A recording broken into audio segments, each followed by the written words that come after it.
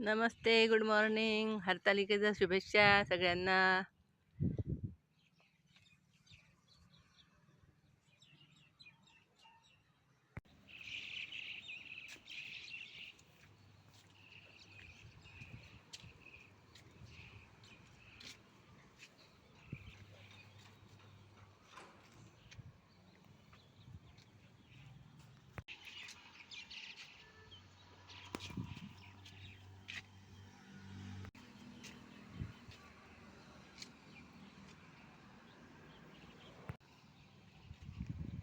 हे गोकर्ण आहे, पांढरं गोकर्ण, हे निळं गोकर्ण, हे आपलं लाजाळूचे झाड, हे कमळ, हे आपलं कृष्ण कमळ,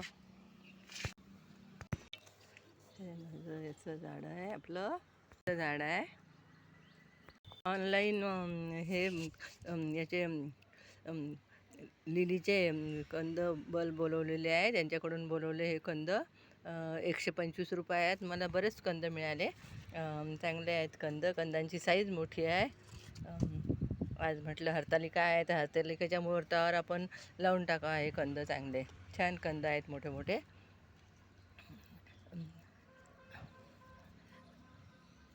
आपल्याला मी दाखवलंच आहे हे कोणत्या याच्याकडून बोलवले ते पण आपण पाहू शकता. काय ते ऑफरमध्ये बोलवलं, त्यामुळे ते स्वस्तात मिळाले. 110 रुपयात बरेच कंद पाठवले त्यांनी. कंद चांगले आहेत. 10-12 कंद आहेत.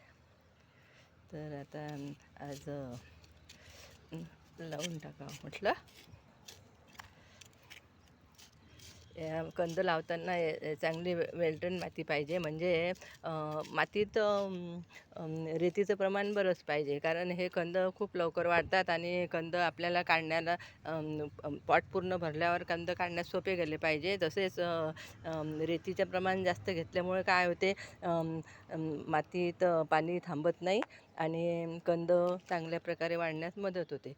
त्यासाठी माती तयार करताना पॉटमधली जवळजवळ 30-40% रेती घ्यायला हवी.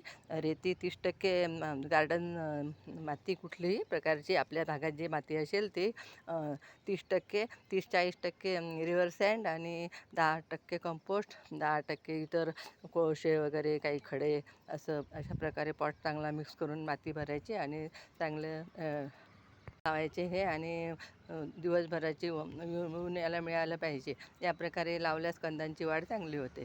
Please like, share and subscribe. धन्यवाद.